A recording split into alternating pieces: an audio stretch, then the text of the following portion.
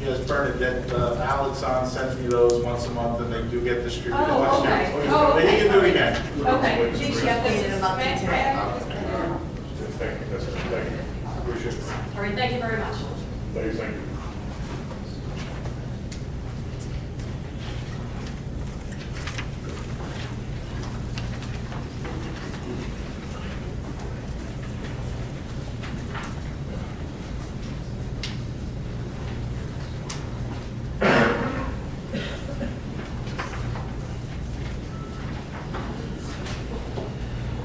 All right, well, I'd ask our special counsel, Tim Corsten.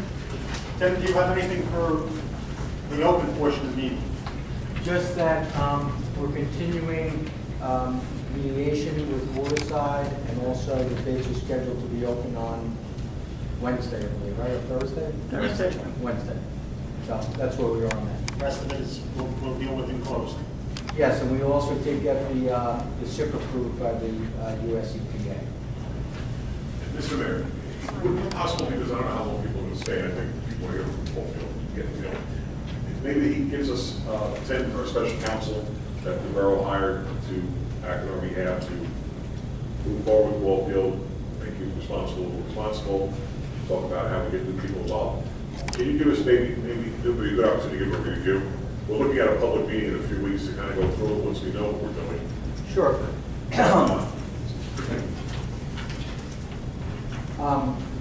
We, Can you, we're speak in that mic? That's okay. Where we are presently is, we instituted suit against Waterside and related entities, Alcoa and Terms. That suit is pending in the federal court. The parties are all on notice. They are in the process of filing their answers to the suit. In the interim, we also are continuing our contractual obligation to mediate with Waterside. We had several sessions with Judge Mecker. We have been continuing those settlement discussions, and they are progressing. They're not finalized. We don't know whether we're going to have a settlement with them or not, but that's not stopping us from proceeding with the lawsuit as to all the parties, nor is it stopping us with the bidding process. On a parallel track with the lawsuit, what we did was the town, with the help of Neglia and First Environment, prepared a new bid specification to address the contamination at the park. That was put out. There are numerous contractors who are bidding on it. The bids will be open Wednesday. If the matter is not resolved to the satisfaction of the mayor and council of Waterside, then the mayor and council will award the bid and proceed with the remediation of the field. Question for you. When we talk about, you told us in the beginning, it's all about the cost, the speed of it, and the safety of it. And ultimately, what I was educated on was the bond process, that the insurance, if you will, would help Liberty Mutual, $8 million of Waterside put up. That's out there, but you just don't tap into it. You have to give them the opportunity to fight their case, to go back and fix it. We went to Judge Meck in the county, 6, 7 mediations. A lot of time has been spent. We can see it by your building. Right. Just kidding. But maybe you can help us understand that, because that's important. Liberty Mutual issued a performance bond for the project. We put a claim, independent of the lawsuit, we put a claim in with Liberty Mutual to say, we want the bond, we want the funds for the bond, so we continue the project.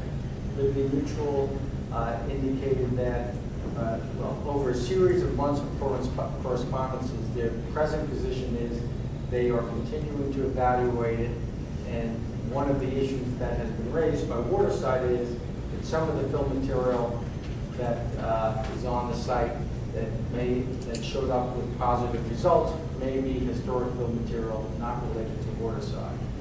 So where we presently stand with the Mutual, they are continuing their evaluation. If negotiations with Waterside don't prove fruitful in the next week or so, we will then go again back to Liberty and say, and we've already said this, the areas that are not in dispute, that are clearly from the actions of Waterside, we want the money to remediate that.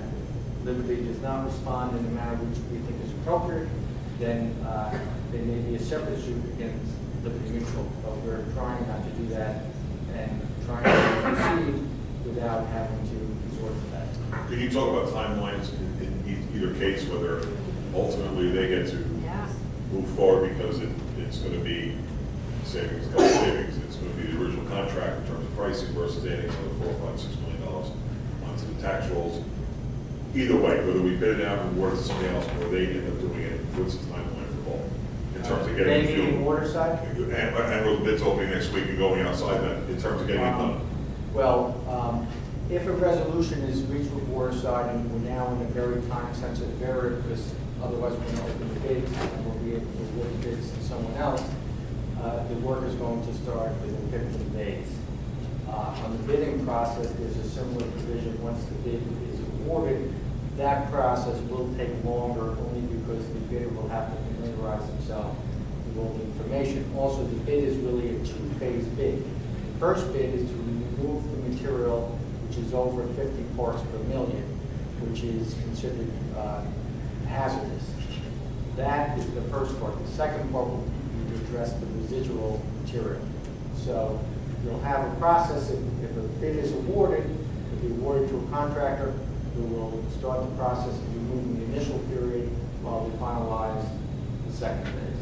And I don't want to put words in your mouth, but the environmental firm, our new environmental firm, First Environment, who's been very tough on us, and rightfully so, they should be, because they're the proxy, they're the watchdogs for the environmental agencies. They've submitted the SIP plan, and it has been approved. So in other words, whether Waterside does it or the bidder does it, there is specifications that have been submitted by our new LSRP to the federal government, to the EPA, that has come back in the last week as approved. And either one has to follow the letter of the law if it's going to move forward. Right. There are some modifications permitted, but no, regardless of whether Waterside does the project or one of the bidders, it's going to be under the oversight of First Environment pursuant to the specifications which they have drafted along with the engineer. I have a question. It's actually not open, I'm sorry. Well, he's. It's not open to the He's asking all the public. questions here, no one else has. It's going to be open to the public, Felix. I'm Any other questions? Well, one thing that I want to point out is, and I'm not sure if everybody was able to capture this, but we've got two parallel efforts going forward right now. One is to work something out with the existing contractor, and two is to go with the new bid specs. So if one doesn't work, the other one will. So we've got two efforts going side by side right now that will get us started, no matter which one we take in 2 weeks. Yes. Thanks.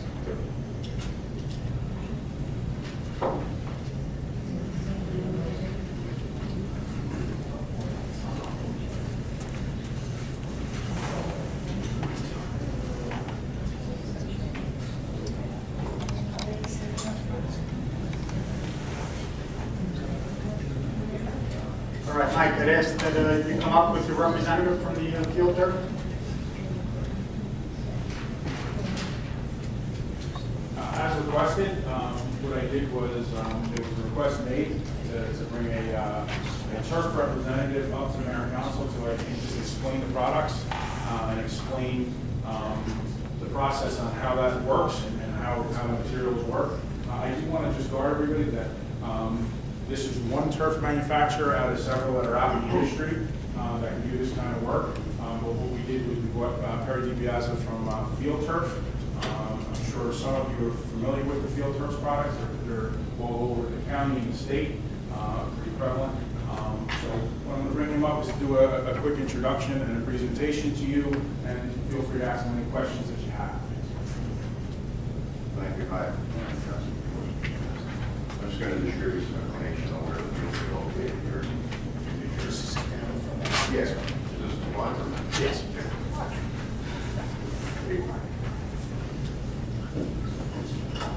If you could just state your name. Sure. My name is Perry DiPiazza. I'm Vice President of the company named Field Turf.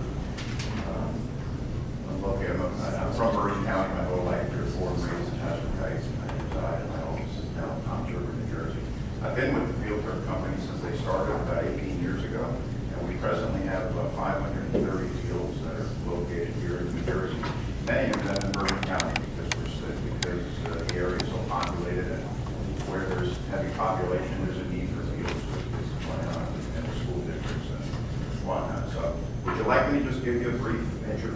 to the turf industry or the turf systems that are out there right now? Is that what you're looking for? That's fine.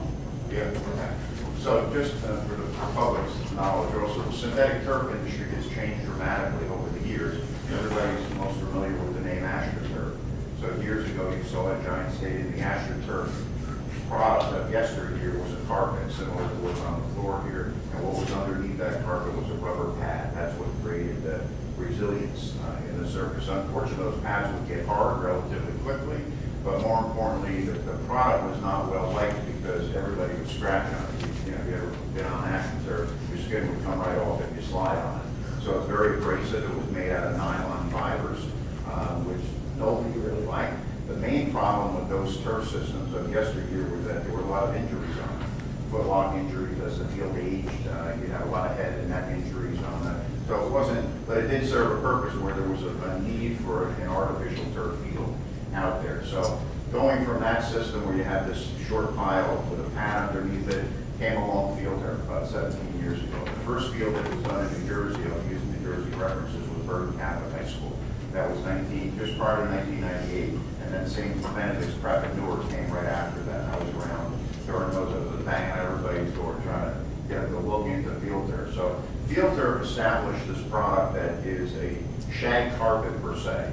And the attempt was to emulate natural grass and to get rid of that old type of carpet that caused all of these injuries. It was unfriendly to the participant playing on the field, and to create something that was synthetic and could survive out there, all the heavy usage of it, and survive the element, could play through rain events and whatnot, but make it more like grass, where it was friendly to play on, and it looked more at the appearance of natural grass, so it wasn't so, you know, shiny and fake out there.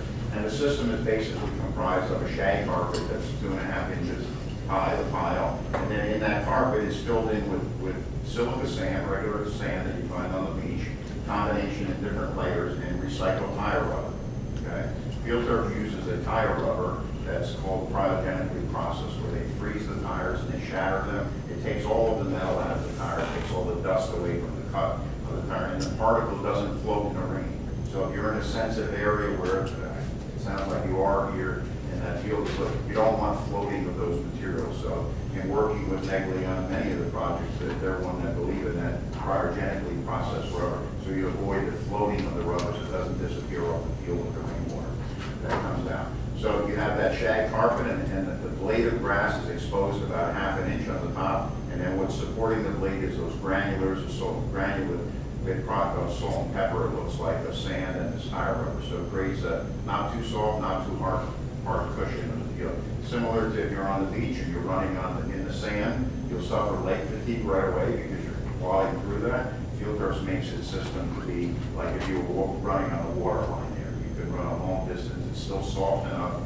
to the field. So some of the projects here, I just wanted to just call it the light that are close by you here, that if anybody wants to go see some of these fields, Stevens Institute of Technology was just resurfaced by field turf. Again, Fort Lee has 2 municipal fields. One of them we just redid, Hasbrook Heights High School, Woodridge High School, Wallington High School. Many projects we performed actually under the supervision of Negley.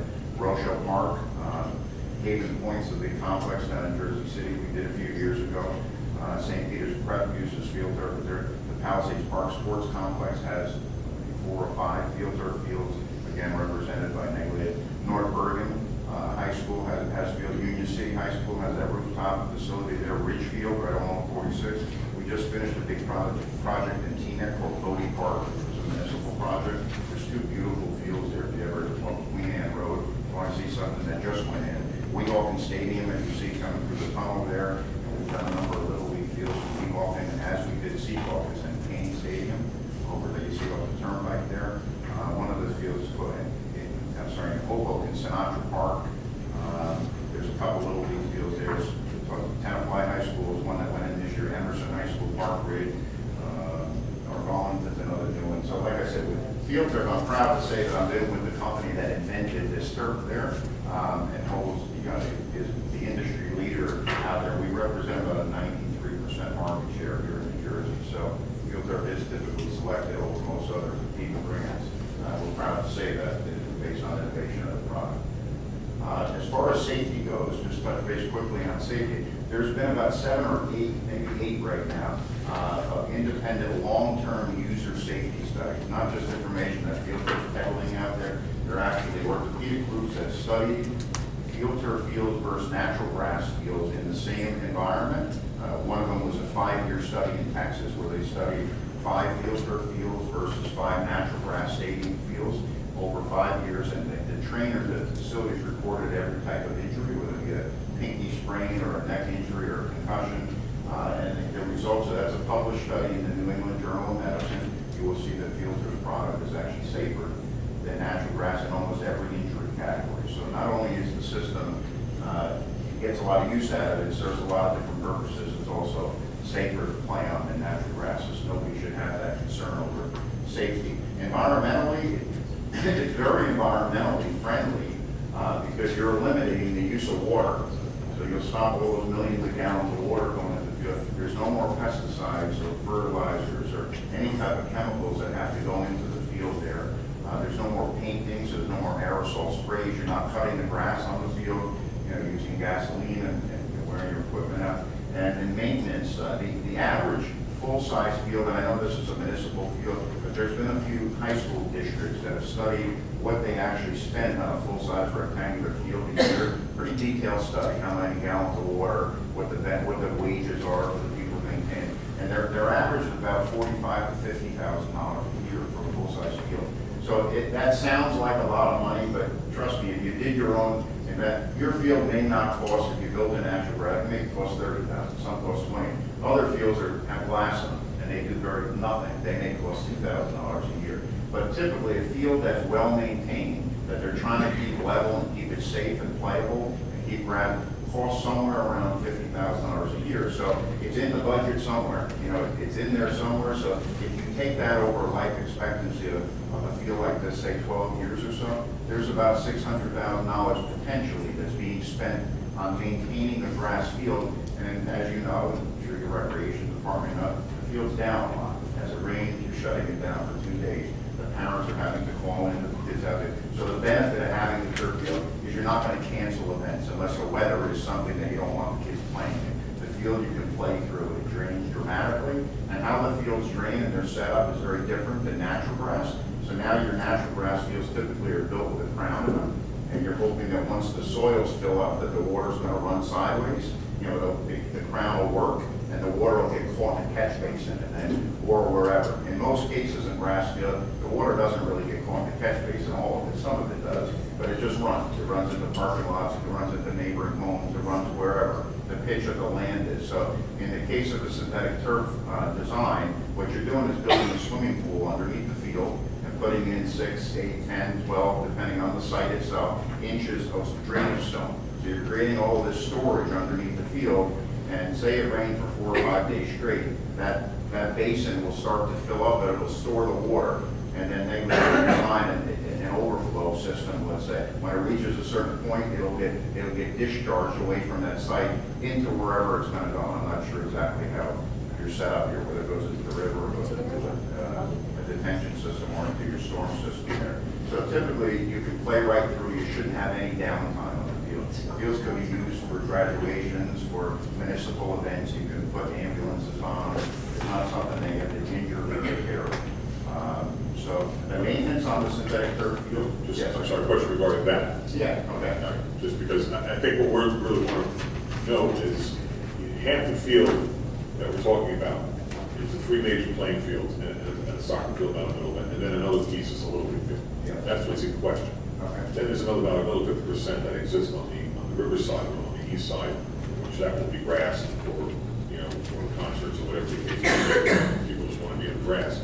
What we're concerned about is the bigger part, traditional part everybody grew up with. If that goes to natural, if that goes to your product or synthetic, does it require a 6-foot fence around that's locked, except for the event we just finished our point? Can there be no fences? Can people take strollers? Can people, they should be smoking in parking. We're going to talk about that soon too, about not smoking parks. But if they do it in burners or someone spills grape juice, can we leave it as an open park with a flag tied on it? Because all the ones I see around the county are just basically it's locked up until soccer day or baseball day, and then it opens up, and then you're allowed in. So we can maybe address that. Yeah, sure, thank you. And I'm sorry if I'm rambling, I'm trying to give you as much information. I'm not sure exactly what you want to hear, so I appreciate that. So the reality of that is it's up to the owner, obviously. If you have a high school facility that doesn't want the community to use the field on a regular, they put fences around it a lot. But our fields are built in places in the Bronx and in Harlem. Those fields are not locked up in most cases. So I would encourage you, I mean, if you want to put a fence up, go right ahead and put a fence up. If you're concerned someone's going to drive an SUV out there and pop wheelies, they're going to hurt the field doing that, okay? But other than that, it's very hard. Field turf system itself is comprised of a majority of the infill is sand. So it passes every gradient, passes every type of pill test that's out there. So for flammability, someone would have to pour gasoline on the field or an accelerant of some sort. Say they poured it at the size of this table here, threw a match on it. A flame, it would ignite the field, but all that would happen is those plastic blades would burn down to the sand infill and get extinguished. And you'd have a black spot on your field. They couldn't flash the field. And so you just cut it out and replace it? That's it. It would just be a repair. We would do it within 48 hours. How about staining? What's that? How about staining? Staining From juice and things like that? Yeah. No, that's fine. I'll grate through Gatorade, those have used grape juice on it. Washes out. Yeah, it washes out every time you drink because it's so porous, the system. So I'll just give you a quick story. You're not really going to hurt the fiber that much by doing things that Rutgers University, where we got 9 fields down here. Coach Giano, when he was there, had us paint the hash marks in their indoor bubble field. Well, the painters came at 7 o'clock in the morning. You had to practice at noontime. And the humidity was outrageous. I said it was pouring out for 4 days. But the paint wouldn't dry. It just wouldn't dry. And when he called me on my cell phone, he said, "That's your problem. I'm going on the field." And he had 100 kids go out there, and they ran through 410 hash marks and yard markers of wet paint. And it was just paint footmarks all over the place. So we went back in with turpentine on washcloths on our hands and knees, and one blade at a time got all that paint off. And the turpentine didn't hurt the fiber. So you should feel comfortable using the field. You can bring strollers on it. We don't recommend people go out there with French fries and things like that because you can get growth in the field if you're smashing food items in the field. But pretty much we would give you six or so signs that would say the do and don'ts. Just kind of want to keep your eye out for it. But How about in the middle of the summer with heat, people want to just, you go up to the kids and lay down on a blanket? Is it? good. So what causes the heat, just so you know, and that's a great question for you to understand this, okay? So we've done a lot of heat tests. People think it's the black rubber in the field. That adds to the heat, but it's not the number one problem with heat. The heat is the fibers themselves are polyethylene, okay? And you can see there's a shine to it because it's plastic. So UV actually hits these blades and that reflection bounces off each of the blades. It doesn't just go away right away. It creates heat at the surface. But the testing, there's been over 200 tests on heat of these fields, okay? If you're in August and it's 102 degrees out there, you're probably not going to want to go on a natural grass field because it's really hot out there. You know, you see the waves out there. The turf field could be 30 degrees hotter than natural grass because of that reflection, okay?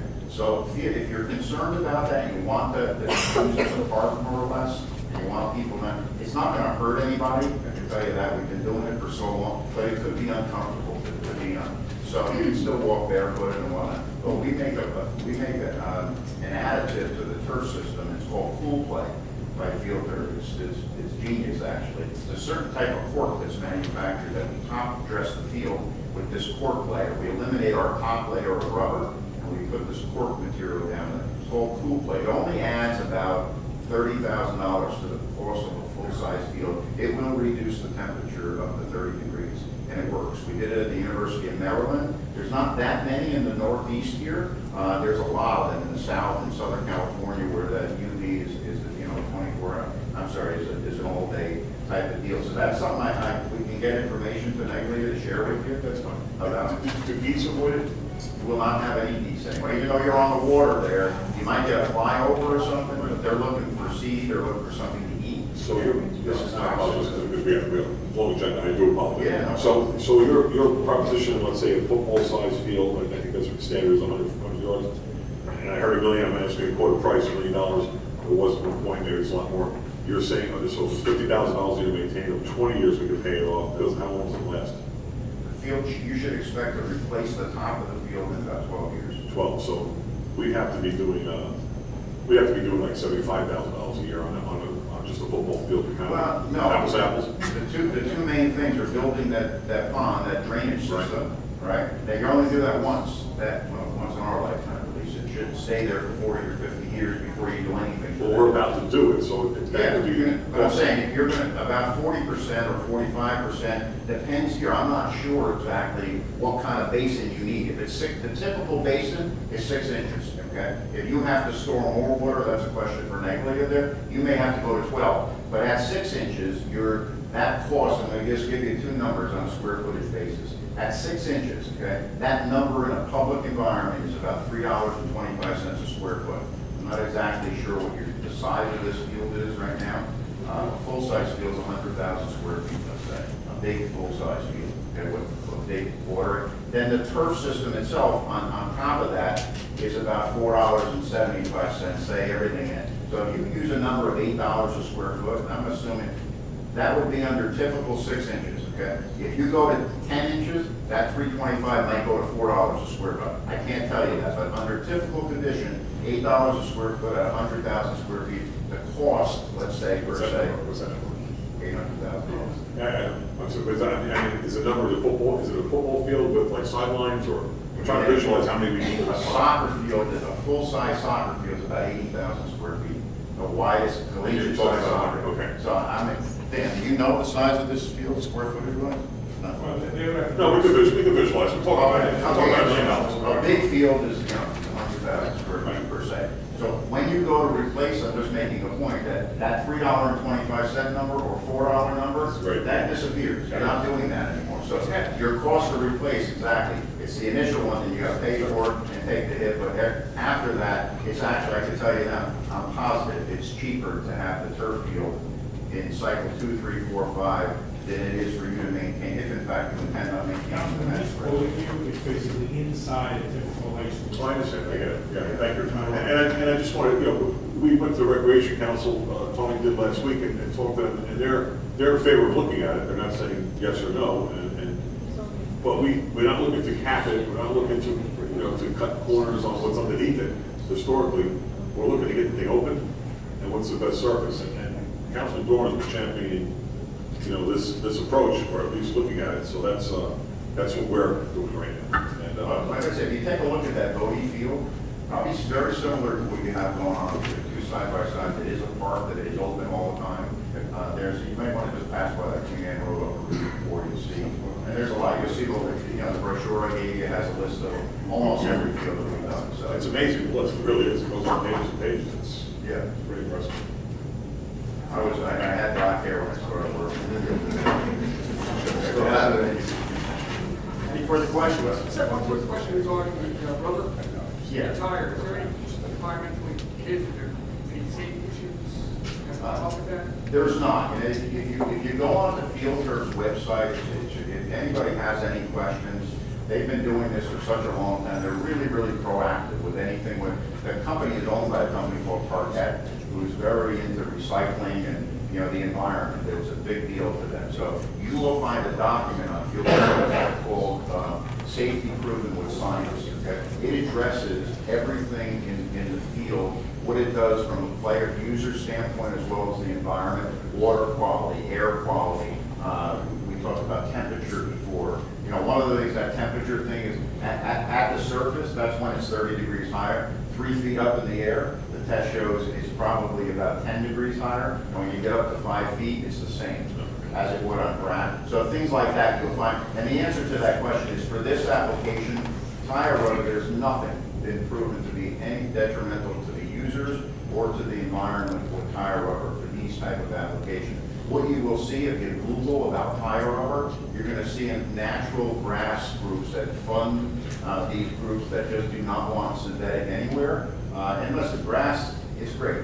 There's nothing like natural grass. If you were to build grass, I would say build a grass field. I want my kids playing on it too. But you don't have that luxury of keeping it green because of all the programs you have. So this is the next best alternative. But it's totally safe. And where you see negative thing, what they did was take tires and introduce acid to them or burn them and then test what was coming off of that. Okay, that's not the case here. You're not going to have kids on the field while it's burning. So if you broke this table down and burned it and inhaled it, you'd find there's some nasty stuff stuff in this table, or whatever fillers or varnishes, that same thing in environment. There's some bad things that they make tire rubber out of, okay? But they're not exposed, they're